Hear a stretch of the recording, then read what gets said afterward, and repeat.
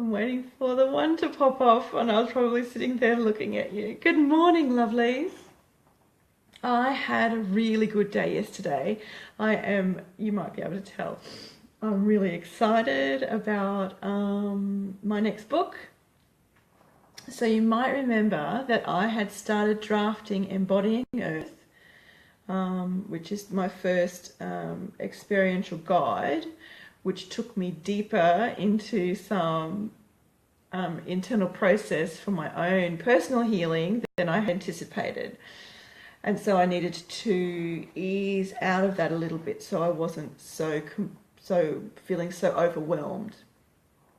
And so the plan was to begin planning the second magical realism novel in my current series so that I could dip in and out of those two projects so I didn't feel so compressed and things weren't so intense for me and I could start enjoying things again. And so I'm waiting for a little bit of feedback on the initial draft of Embodying Earth so that I can decide whether to keep going with the structure that I have instigated or whether I need to fiddle with that a little bit so that it can flow cleanly. Because if I'm going to dip into that project and into the draft of Medaba's Tide, once I have that plot done, I want it to be a smooth transition. I don't want to be having to go back and restructure or replan. So I want to make sure that the plan for Embodying Earth is good to go ahead with the new knowledge that I have that I need to limit my time in that space to make sure that I can go as deep as I need to go to get the best work and to get the best of myself into that work for my readers without becoming overwhelmed.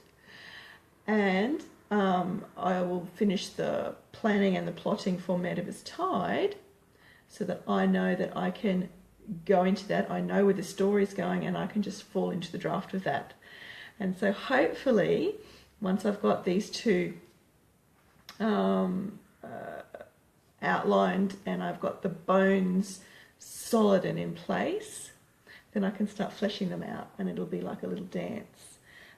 That is my hope. Anyway, I'll let you know how that goes, but that is the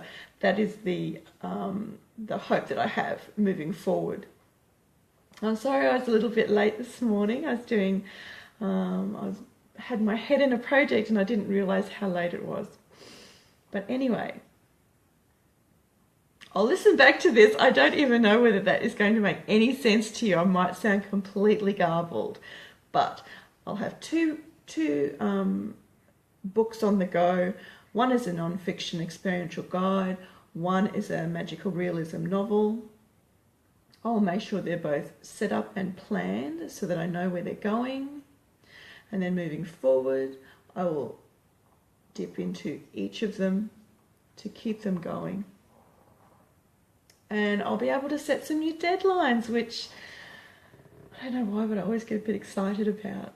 Something about structure and feeling safe, I dare say. Okay, so I just love this feeling of being excited at the start of a new project.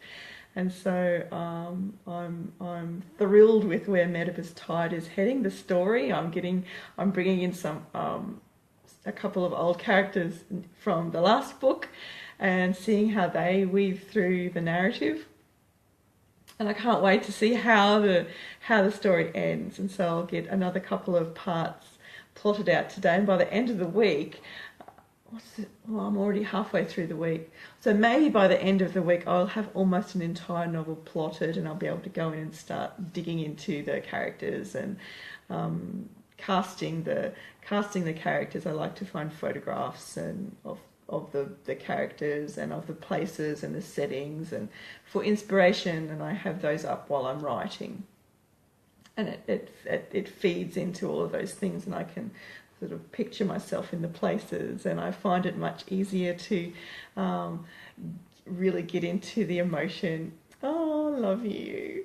Really get into the emotion and the colour and the scent and all of those things, which is what brings the story to life. And so anyway, I'm going to pop off and get on with my work, and I'll see you tomorrow and let you know where I'm up to. All right,